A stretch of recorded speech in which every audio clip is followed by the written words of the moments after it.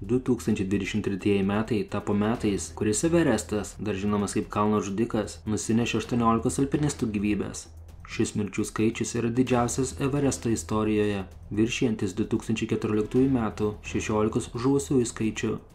2015 metų žemės drebėjimas Everesto bazinėje stovyklavietėje nusinešė nuo 19 iki 21 žmogaus gyvybę, tačiau kai kurie iš jų nebuvo alpinistai.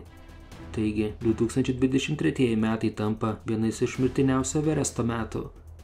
Sveiki atvykę į įdomiausią dokumentikos kanalą, kur šiandien aš jums papasakosiu apie kruviniausią Everesto sezoną.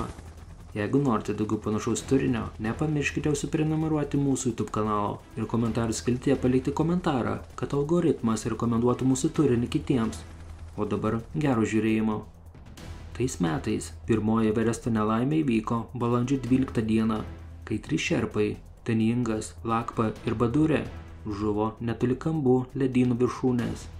Juos užklupo sniego lavina, kai jie nešėsi įrangą į pirmąją stovyklavietę reikalingą kitiems alpinistams. Jų kūnai buvo surasti ledynų plyšyje. Dėl itin sudėtingo kūnų ištraukimo buvo nuspręsta juos tenais palikti. Vienas iš šerpų, Pempa Teningas, gimė 1991 metais. Jisai augo mažame Tešo kaimelyje. Jisai pradėjo dirbti nešiku gana ankstyvame amžiuje, iš pradžių žygeivių grupėms, o vėliau ir ekspedicijoms. Būdamas 15 metų, jisai įkopė į truputį daugiau nei 5 km aukštyje esančią Javos viršūnę. Sulaukęs 21 metų, pirmą kartą užkopė į aukščiausią žemės tašką. Jis dirbo šerpu, kad išlaikytų savo šeimą. Po nelaimės jisai paliko sužadėtinę ir savo mažą dukrytę. Žuvus šerpui, įstatymiškai jo šeimos nariai gauna gyvybės draudimo išmoką, kuris siekia apie 10 000 eurų sumą. Tačiau to nepakanka, kad šeima ilgai išsilaikytų. Ekspedicijų nariai dažnai renka papildomas lėšas žuvusiųjų šerpų šeimoms. Gegužės 1-ąją 69 metų amžiaus amerikietis Jonathanas Sugarmanas kopdamas mirė antrojoje Everesto stovykloje. Kaip pranešama, jo mirtis nebuvo susijusi su nelaimingu atsitikimu ar maršruto būkle. Anksčiau jisai buvo susidūręs su didelio aukščio sukelta plaučių edema. Šią pavojingą būklę sukelia greitas aukščio pasikeitimas. Jisai tapo 4. žmogumi mirusiu ant Everesto kalno tą sezoną. Gegužės 16 dieną šerpas vardu Purba mirė netoli geltonosios juostos virš 3 stovyklos. Jis dalyvavo Nepalo armijos kalnų valymo ekspedicijoje. Jam sušlubavo sveikata, manoma dėl aukščio ligos. Gegužės 18 dieną 52 metų amžiaus kinas Uebinas Čanas mirė Pietų Balkono rajone 8000 metrų aukštyje. Jis mirė anksti ryte, praradęs sąmonę deguonies keitimo metu. Gegužės 24 dieną Everesto kalnas pasiglemžė 7-ąją auką. 63 metų amžiaus kanadietį Peteris Varta. Jisai blogai pasijuto būdamas mirties zonoje, kuri yra virš 8000 metrų ribos. Jam pasireiškė plaučių edemo simptomai. Jisai pradėjo jaustis labai blogai ir nusprendė leisti žemyn. Su juo skubėjo ir vienas grupės lyderių. Buvo nuspręsta grįžti į antrą stovyklą, kur jisai sulauktų sraigtasparnio. Tačiau pakeliui į 3 stovyklą jo būklė pablogėjo ir jisai prarado sąmonę. Po kurio laiko sustojo jo širdis. Kopti Everestą buvo jo svajonė nuo 9 metų amžiaus, o prieš svajonės išpildymą jisai labai rimtai ruošėsi šiam nuotykiui. Šerpas vardu Ankami, dirbęs virtuvėje agentūrai Peak Promotion, mirė antrojoje stovykloje, kai nukrito nuo kalno netoli sraigtasparnio aikštelės.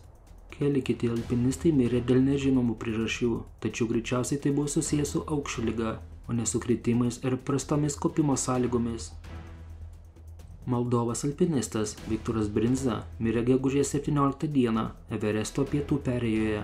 Jisai keliavo su Himalayan Traverse Adventure. Jis mirė dėl aukščio ligos sukeltų komplikacijų. 59 metų mokytoja iš Indijos Suzanne Leopoldina Jėzus siekė tapti pirmąją Azijos moterimi su širdies stimuliantu įkopusią į Everesto kalną. Jinai atvyko į Everesto bazinę stovyklą, tačiau ją visais įmanomais būdais bandė atkalbėti nuo šios beprotiškos minties organizatoriai, nes jinai netgi negalėjo išlaikyti normalaus greičio aklimatizacijos pratimų metu bazinėje stovyklavietėje. Jai prireikė daugiau negu 5 valandų, kad pasiektų Čemtono tašką, kurį paprastai fiziškai sveiki alpinistai pasiekė per 15-20 minučių. Tačiau jinai primiktinai reikalavo tęsti, nes teigė, jau sumokėjusi mokestį už leidimą kopti į Everesto kalną. Tačiau netrukus jinai pasijuto blogai ir per prievartą sraigtasparniu buvo nugabenta į artimiausią ligoninę, kurioje mirė gegužės 18 dieną. Gegužės 20-ąją Everestas pasiglemžė 10 auką – Malaizijos policininką Ampūną Jakubą. Ta dieną jisai pasiekė aukščiau pietinės viršūnės, tačiau pasijuto blogai ir nebegalėjo kopti toliau.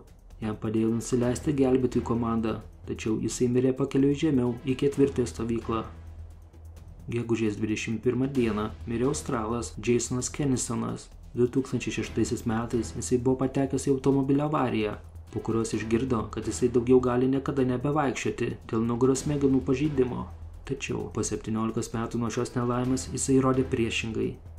2023 metais jisai įkopė Everesto viršūnę. Savo pakilimu jisai rinko pinigus organizacijai, kuri padeda tokiems kaip jis. Jam pavyko įkopti viršūnę, tačiau pradėjęs leistis, jisai pradėjo elgtis keistai. Du jį lydėję šerpai padėjo jam nusileisti iki balkono zonos, kuri yra 8400 metrų aukštyje. Tuomet jisai atsisakė judėti toliau. Kadangi deguonies balionai, kuriuos jie turėjo su savimi, ėjo į pabaigą, šerpai nusprendė nusileisti į 4. stovyklą ir paimti kelis oro balionus ir grįžti atgal, kad jį išgelbėtų. Tačiau stiprus vėjas ir blogas oras sutrukdė jiems grįžti iš karto, o kada jie grįžo, buvo jau per vėlu. 2022 metais, sausio mėnesį, vengras Zilardas Suhada paskelbė planuojantis įkopti į didįjį penketą be jokios papildomos pagalbos. Tų pačių metų gegužės mėnesį jisai sėkmingai pasiekė Lahocės viršūnę. Kitas jo žingsnis buvo Everesto viršūnės užkariavimas. Jis iš Everesto bazinės stovyklos išvyko 2023 metų gegužės 21 dieną ir turėjo pasiekti viršūnę po 3 dienų. Jo žygis, kuris iš pradžių atrodė sėkmingas, galiausiai žlugo gegužės 24 dieną, kai su juo buvo prarastas ryšys palydoviniu telefonu. Kitą dieną buvo gauta informacija, kad alpinistas buvo matytas be sąmonės gulintis netoli Hillary laiptų pačios, maždaug 8780 metrų aukštyje. Nors iš karto buvo išsiųsta šerpų gelbėjimo grupė jam padėti, tačiau jisai nebuvo rastas. Gegužės 27 dieną gelbėjimo komanda buvo atšaukta, kai buvo prarasta visa viltis, kad jisai galėtų būti gyvas. Manoma, kad Zilardas dingo vos už 50 metrų atstumu nuo viršūnės. Jis yra laikomas pirmoji vengru, kuris priartėjo arčiausiai viršūnės be pagalbos ir deguonies baliono. Jo šeimos pageidavimas buvo tai palikti jo kūną Evereste, jei jisai kada nors bus rastas. Tai yra tik dalis žuvusiųjų istorijų. Ta sezoną Everestas pareikalavo 18 žmonių gyvybių. Yra manoma, kad didžiosios daugumos mirčių buvo galima išvengti. Paprasčiausiai žmonės per daug pasitikė savimi ir priima kritinius sprendimus, bet nepagalvoja apie galimas to pasekmes. Tai tiek apie mirtiniausią Everesto sezoną. Ką jūs manote, ar šie žmonės elgėsi teisingai, įstūmė save į situaciją, kai netinkamas sprendimas gali kainuoti tavo gyvybę? Savo nuomonę galite palikti komentarų skiltyje. O dabar, ačiū, kad žiūrėjote ir iki susitikimo kitame įdomiausios dokumentikos video. Patinka įdomioji dokumentika ir norite daugiau kokybiško turinio, ne tik apie mūsų supantį pasaulį, bet ir apie Lietuvos istoriją? Prisidėkite prie turinio kokybės gerinimo, mus paremdami per Contribui platformą. Nuorodas rasite po kiekvieno video aprašymo. Taipogi galite prisidėti per YouTube ačiū funkciją, pasirinkdami paramos sumą. Jūsų palaikymas leistų mums tobulėti ir vystyti įvairiausių video projektus, tokius kaip Lietuvos miestų istorija. Pažinkime mūsų supantį pasaulį kartu su įdomiaja dokumentika.